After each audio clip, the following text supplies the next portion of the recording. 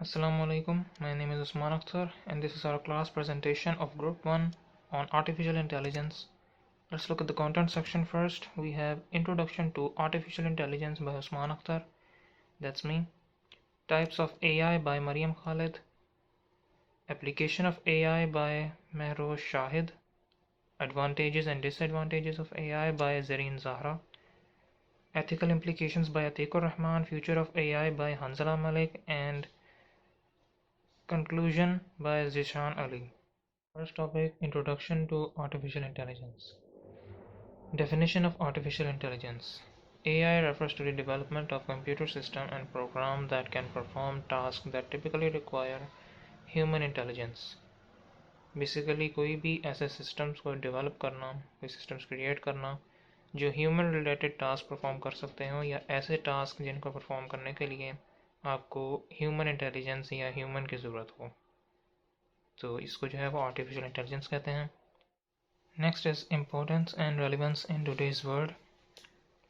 AI is crucial because it automates tasks, aids decision making with data, personalizes experiences, advances healthcare, enhances security, fosters sustainability, and transforms various industries for better efficiency and innovation. ये आपको AI की आजकल के दौर में जो खासियत है वो बताई हुई है. इनमें से जो कुछ क्रूशल एग्जांपल्स हैं वो मैं हाईलाइट कर देता हूँ, जैसे कि ऑटोमेशन है, उसके अलावा हेल्थ केयर है, security and innovation. Next we have history of artificial intelligence. Left side पे एक लाइन ग्राफ है. इसमें अगर आप नोट करें तो 1950 से लेके 2000 तक जो है वो एक इंक्रीमेंटल ग्रोथ हुई है, मतलब छोटी छोटी, इतनी कोई खास नहीं हुई. बट 2000 से लेके 2023 तक जो है वो एक एक्सपोनेंशियल ग्रोथ हुई है, यानी कि हैवी ग्रोथ हुई है. यहाँ पे लेफ़्ट साइड पे आपको कुछ की माइलस्टोन नज़र आएंगे इन हिस्ट्री ऑफ एआई. इनको हम आगे इन डेप्थ डिस्कस करेंगे. First we have 1950, minimal progress. This marks the early stage when AI was just starting to emerge. It includes initial conceptualizations and discussions regarding the potential of creating artificial intelligence. इस दौर में कोई ख़ास इसका बहुत ही थोड़ी progress हुई थी, सिर्फ डिस्कशंस और ये कॉन्सेप्ट बना था कि ऐसी मशीन बन सकती है जो ह्यूमन रिलेटेड टास्क परफॉर्म कर सके. 1956, Dartmouth Conference considered the birth of AI as a field. This conference brought together leading researchers to define AI and set goals for its development. It laid the groundwork for future AI research. 1956 में एक डार्टमूथ conference हुई थी जिसमें leading researchers ने मिलके AI को as a field recognise किया था, इसके गोल्स जो हैं वो बनाए थे और ग्राउंड वर्क बनाया था फ्यूचर AI research के लिए.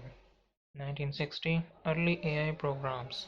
This period saw the creation of some of the earliest AI programs which were relatively simple compared to modern standards but laid the groundwork for future developments.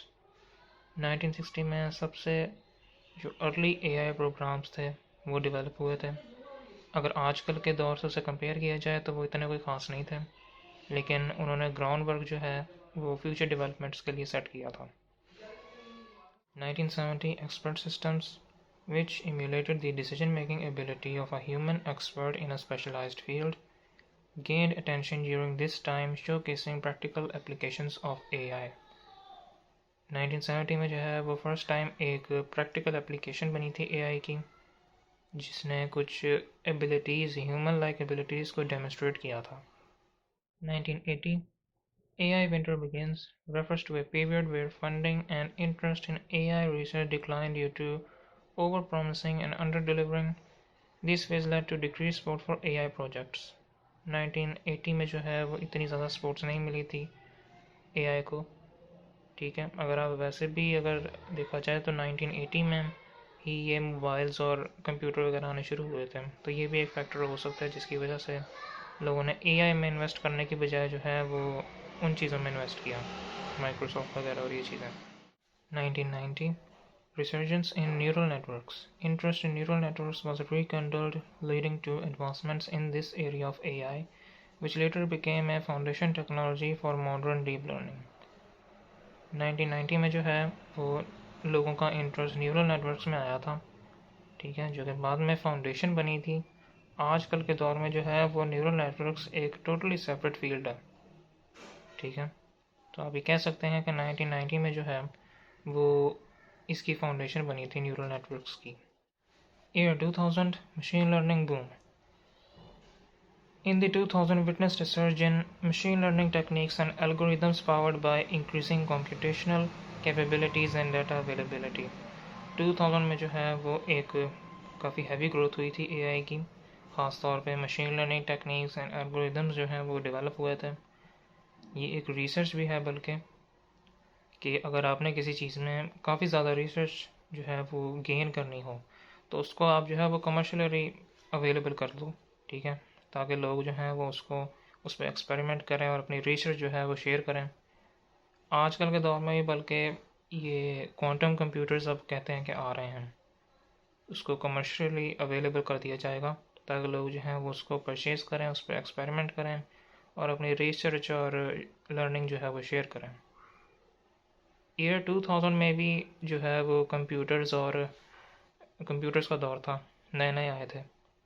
तो I think यहाँ से जो है वो लोगों को ये अपॉर्चुनिटी मिली कि वो AI में और कोडिंग में जो है वो अपना टाइम स्पेंड करें, एक्सपेरिमेंट्स करें, लर्निंग करें।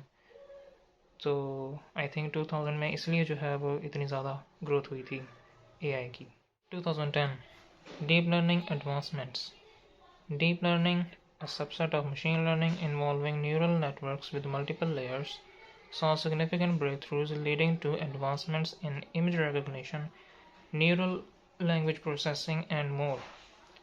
मैंने इस वीडियो के शुरू में कहा था कि 2000 से लेकर 2023 तक जो है वो एक एक्सपोनेंशियल ग्रोथ हुई थी, मतलब एक हैवी ग्रोथ हुई थी। ये उसकी एक एग्जांपल है, ठीक है। Image recognition, neural language processing, ये दो चीज़ें तो आजकल के दौर में भी बहुत ज़्यादा इस्तेमाल होती हैं।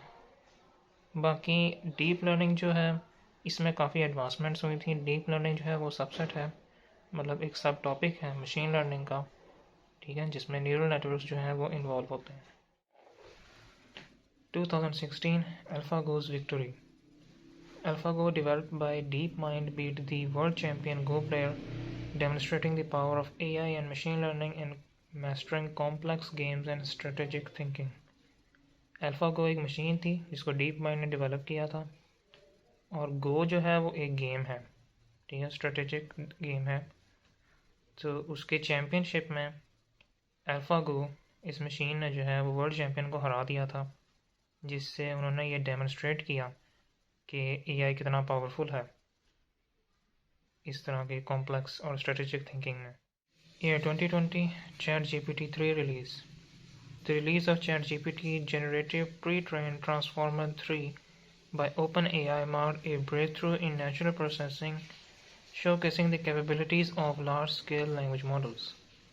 ये तो आजकल बहुत मशहूर हुआ है ChatGPT और चैटबॉट्स जिन्हें कहते हैं। ChatGPT की फुल फॉर्म जो है वो Generative Pre-trained Transformer 3 है, और ये एक बहुत बड़ी ब्रेक थ्रू थी आर्टिफिशियल इंटेलिजेंस में।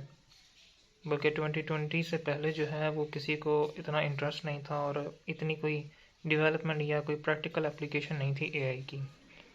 तो ये फर्स्ट एप्लीकेशन थी जिसने बहुत ज़्यादा, मतलब पूरी दुनिया में एक तरह से शॉकिंग एप्लीकेशन, तो बहुत सारे लोगों ने इसको इस्तेमाल किया था और आज भी कर रहे हैं।